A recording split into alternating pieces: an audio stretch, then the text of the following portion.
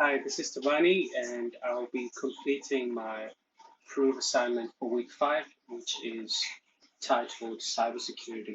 So the first thing that I'm going to do is to show you obviously my desktop here. I'm connected to RDP, and I'm connected to my server. As you can see, the IP address over there. That is the IP address of um, my server machine or virtual machine that's running on Azure. So I'm just going to go to my instructions here for my assignment. The first thing I'm going to do is to either use PowerShell command prompt to display or command prompt to display a list of active network connections, listening ports, and the associated processes. So I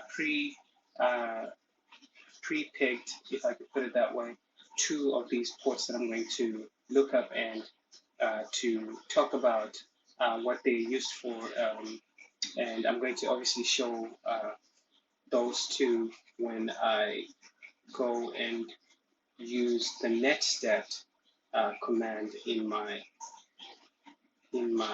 server here. So I'm just going to quickly open CMD, which opens command prompt, and I'm going to type netstat. I'm going to use this, which is A and N and O. So what these switches do is to show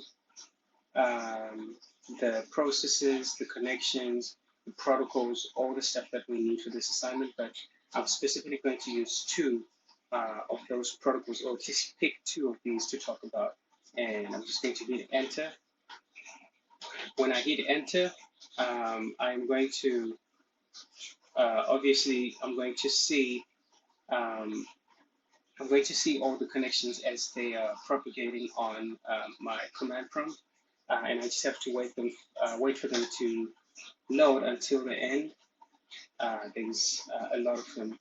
I just have to wait for them, maybe 5 more seconds or so.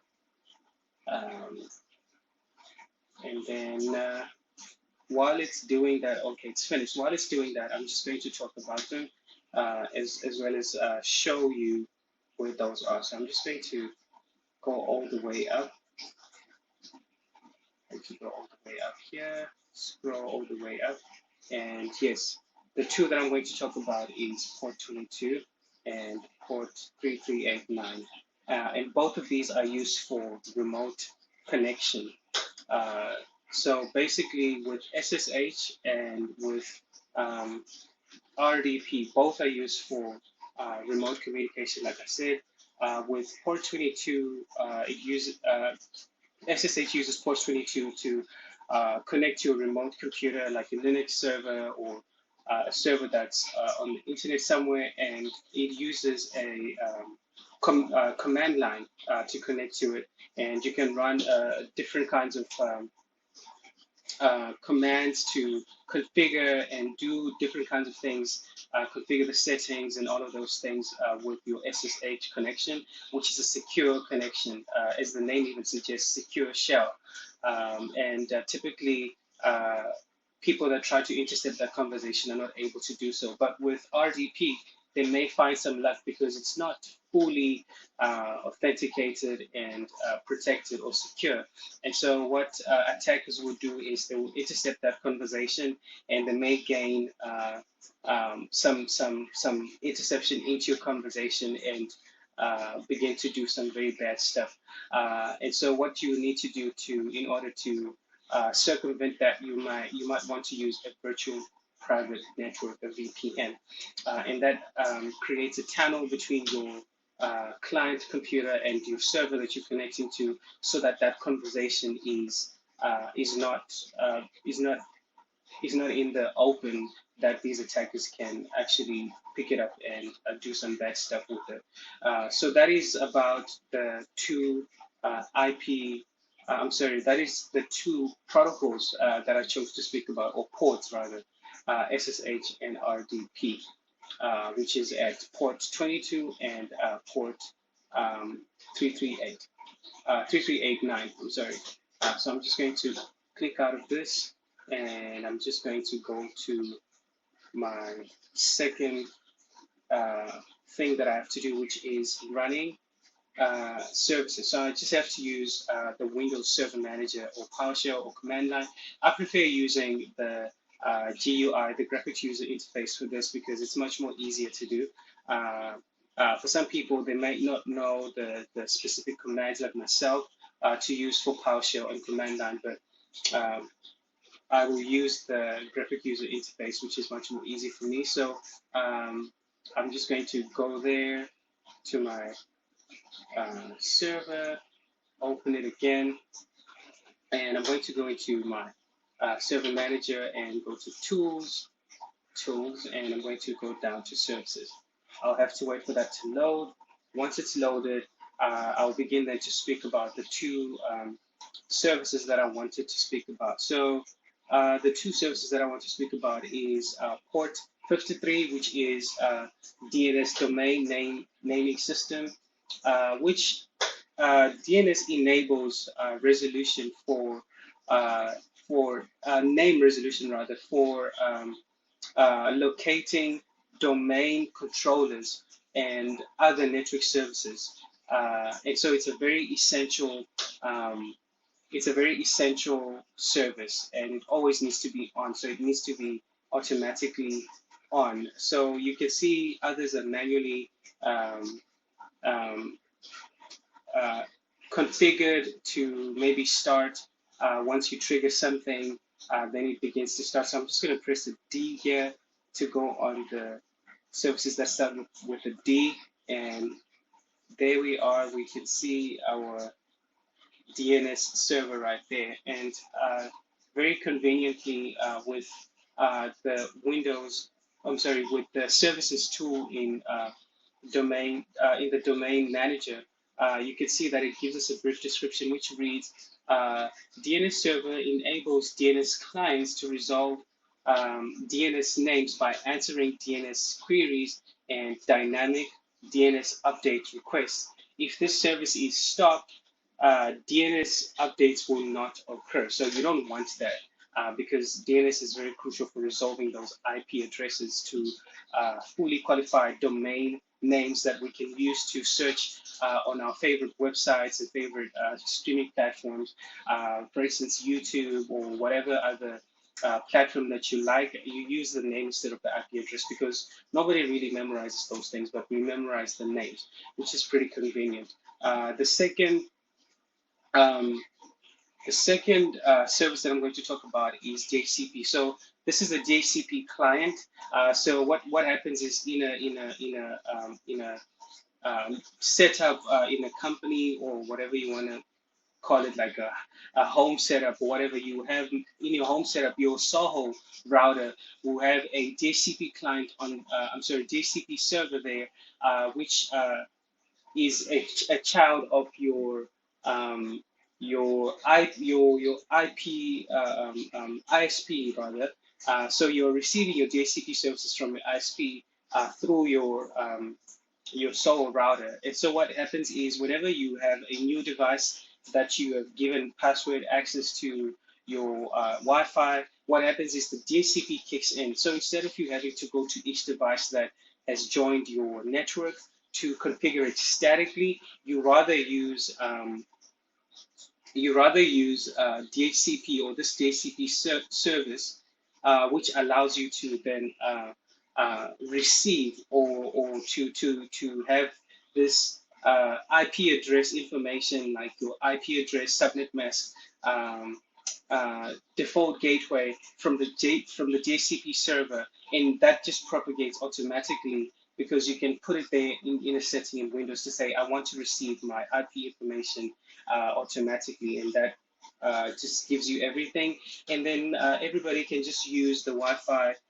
very conveniently, not having to configure anything. So that's the very nice thing about DHCP. And I believe DNS uses port 53, and I think DHCP also uses two ports, which is port 67 and port 68. So that is it for this section on the services. I'm just going to go back to my browser and go to number 3, which is create a firewall rule that allows inbound and outbound traffic on port 50,000. I'll just highlight that and copy it so that I can just conveniently just paste it in once I get to my server. So I'm just going to close this because I'm done with that. Minimize this and begin to type control panel, and that appears there. I will open this and I'm looking for the applet Windows Defender firewall. And then I will go down to advanced settings. And then we want to create an inbound rule there. And so we'll go to action, new rule. And this is where you would do that. This is where you set up, as the instruction says there, where we will create a firewall rule that allows inbound and outbound traffic on port 50,000. So this is where we'll do it. So we want to create a port, a rule that controls connections for TCP and UDP, and I'm going to click next. It's a TCP rule, and I'm going to quickly just paste the 50,000 and click next. And then I'm going to say allow the connection. You typically just leave everything unless otherwise you want to maybe just do it in such a way that you are preventing the other ways of network communication, either on a domain or private or public connection. So I'm just going to leave that on all three checked. And then I'm just going to name this, let's see, I'm just going to say allow inbound and outbound traffic on port 50,000. I'm just going to copy that, go back to my server, and then I'm just going to quickly paste that in there, just correct it to say allow inbound and outbound traffic on port 50,000. Let's say finish, and it has configured that. So what will happen is when I go to my inbound rules, I'll be able to see the allow inbound and outbound traffic on port 50,000. And if we maximize this and I begin to scroll here, you can see that the protocol is TCP, the port is 50,000. I'd already done it before here, so I just need to delete this one and just leave the other one, which is this one here, 50,000. And as you can see here, the rule is enabled to inbound. So you can see it says yes here. So if I have to disable the rule, I'll just come over and click over here and disable it. So when you go back to here, enable, it says no, and then I can just enable it over here. So I'm just going to create the outbound rule as well, the same rule. I'm going to go to action, new rule, port, just raise this up here and then say next. And it is again 50, I'm sorry, yeah, it's 50,000. It's going to be 50,000 next, and allow next, and I'm going to name it the same thing, finish, and then there it is. Again, enabled, action is to allow it, and if we go to the port, we can see that it's TCP, and we can disable and enable it over here. So that is that for allowing the port to inbound and to outbound at port 50,000. I'm just going to go back now to my assignment and do the last thing, number 4, which is create a scheduled task to check for Windows updates daily, which is a very crucial thing that you need to do if you need to make sure that your system has got all the right feature updates and patches. This is something you want to enable on your system because uh, especially when Windows rolls out a new operating system, they're still trying to make sure that it works great and that there are no bugs and things of that nature. And so these security updates and patches and feature updates, you really do need them. So what we're going to use for this, I believe it's Task Scheduler. Uh, and then I'm just going to open Task Scheduler. This is where you schedule tasks. So right now I'm going to schedule the Windows update task to update every day. So action, create task. I'm just going to name it Windows update daily. Okay. And then if you want, you can just put a brief description of what it does, but I already know what it is about. So you can choose whether you want it to run only when the user is logged on or to run whether the user is logged on or not. I would rather go for the former, which is run only when user is logged on. And then I'm just going to hit triggers here.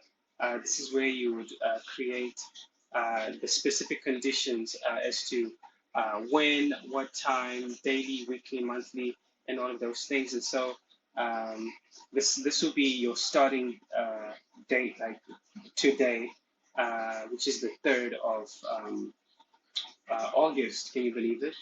In 2025, and you set a time here, and then you can choose to also synchronize across time zones so that when you move your computer to a different time zone or different place on Earth, it will synchronize to that time so that this continues to go on. It's so convenient, and thanks to Microsoft for just preemptively thinking about that. And then so what we want is just daily here, and these are how many times this recurs. So we just want that to recur 1 days. And then we're just going to say OK and hit OK. And then we have our task, and it's created. And so what happens is whenever we have our Windows, whenever we have our computer running, it will remember that there's that task at a specific time, and then it will begin to run that specific task, which is to run Windows Update, making sure that our system is safe, all the patches, all the security updates, the feature updates, and things of that nature are properly done. And so that concludes this part of the video, and thank you.